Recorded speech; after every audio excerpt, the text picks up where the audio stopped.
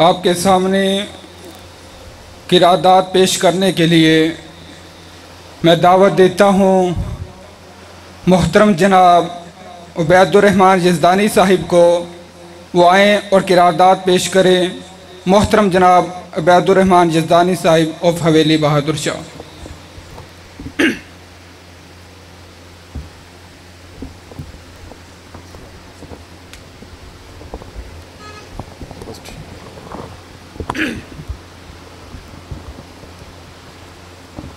السلام علیکم۔ ان الحمد للہ احمدہ وصلی علی رسولہ الکریم، اما بعد فاعوذ باللہ السمیع العلیم من الشیطان الرجیم من ہمزہ ونفخہ ونفثہ۔ یا ایھا الذین آمنوا اصبروا وصابروا ورابطوا۔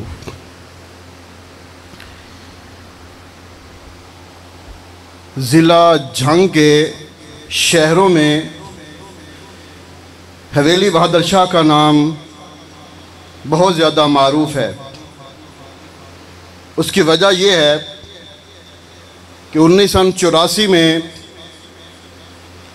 شہید ملت بڑے ذوق و شوق سے تشریف لائے تھے، اور میرے خیال میں پورے ضلع جھنگ میں واحد علاقہ حویلی بہادر شاہ کا ہے جہاں پہ علامہ شہید نے بڑے جاندار انداز میں خطاب فرمایا تھا۔ ان کے بعد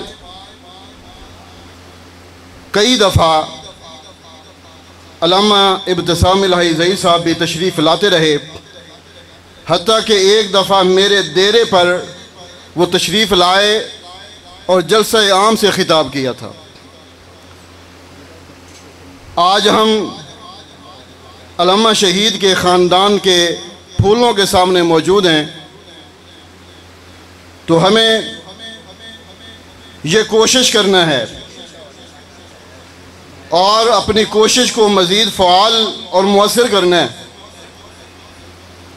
کہ اس پورے ملک میں ایک شہید ملت تھے جن کی آواز میں گنگناہٹ تھی، ہر آواز کے ساتھ وہ اس کو امتزاجی حیثیت دیا کرتے اور کہا کرتے تھے ہمارا جینا اور مرنا قرآن و سنت کے لیے ہے، قرآن کے علاوہ اور صاحب قرآن کے علاوہ کسی اور بات کو شریعت کا درجہ نہیں دیا جا سکتا ہے۔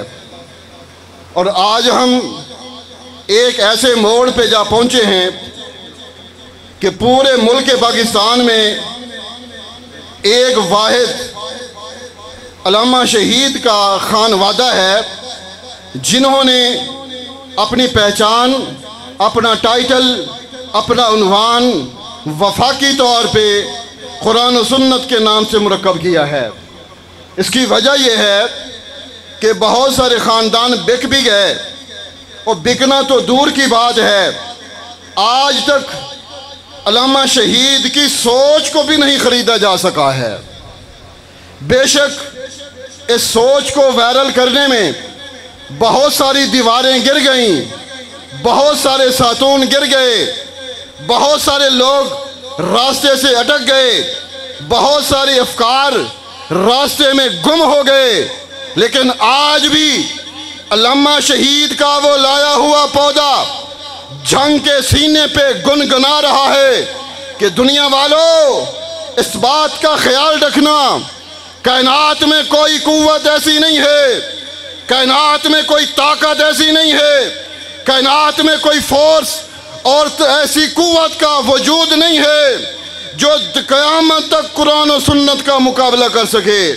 جس کے پاس قرآن و سنت کو گرانے کے لیے کوئی طاقت ہو، اللہ نے ایسی کوئی طاقت پیدا ہی نہیں کی ہے، اور ہم اپنی توانائی کی بنیاد پہ، علامہ کی یادداشت کی بنیاد پہ، علامہ کی صحبت کی بنیاد پہ، علامہ کی سوچ کی بنیاد پہ، علامہ کی محنت کی بنیاد پہ، شہید ملت کی شہادت کی بنیاد پہ، ہاتھ میں جناب तकलीफ़ें आई, अल्लामा शहीद ने बर्दाश्त की हैं। आज उसका नतीजा हमारे सामने है कि पूरी कायनात के लोग कभी किसी पार्टी के दरवाजे पे जाके झुक चुके, कभी किसी पार्टी के दरवाजे पे जाके गिर चुके, कभी किसी के सामने गिर चुके। अगर नहीं गिराया जा सका और कायनात की कोई कुव्वत इसको गिरा भी नहीं सक पाएगी कि अल्लामा शहीद के फर्जंद आज भी जिंदा हैं और आज इस गुजरे दौर में कुरान और सुन्नत की आवाज को लिए हुए आज जंग के सीने तक पहुंच चुके हैं। और वो दिन करीब है कि जंग का सीना तो दूर की बात है, जंग के एक एक गली मोहल्ले तक अल्लामा के अफकार को फैलाया जाएगा।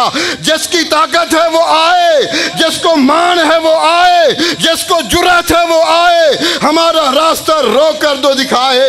अल्लामा शहीद कहा करते थे और वो माँ ने बेटा जना ही नहीं है जो हमारा मुकाबला कर सके। वो माँ ने बेटा जना ही नहीं जो आज हमारी कुरान और सुन्नत की ताकत के सामने सद्देबाब लेकर आए। तो इंशाअल्लाह हम जीते जी जब तक जिंदा हैं कुरान और सुन्नत की इस तहरीक के साथ अपने खून भी पेश करते रहेंगे। हाथ उठा के वादर को अल्लामा शहीद के मारने वालों, आज भी उस अल्लामा शहीद की याद को ताज़ा कर दो कि हम अपने खून तो दूर की बात है, अपने वजूद तो दूर की बात है, अपना सब कुछ कुरान और सुन्नत के कदमों में बिछा देंगे।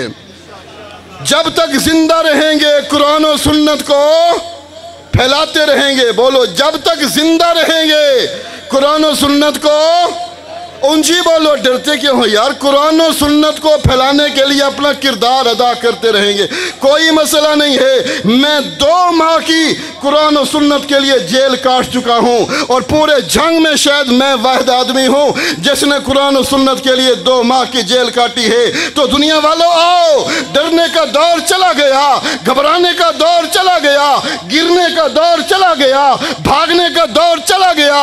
आज सीना तान के कुरान और सुन्नत के झंडे को थामने का वक्त आ चुका है और हम थामेंगे को इंशाअल्लाह। हम थामेंगे कुरान और सुन्नत को झंडे को, और कुरान और सुन्नत के झंडे को बोलो थामेंगे। हाथ उठा के कहो, कुरान और सुन्नत के झंडे को थाम के दम लेंगे।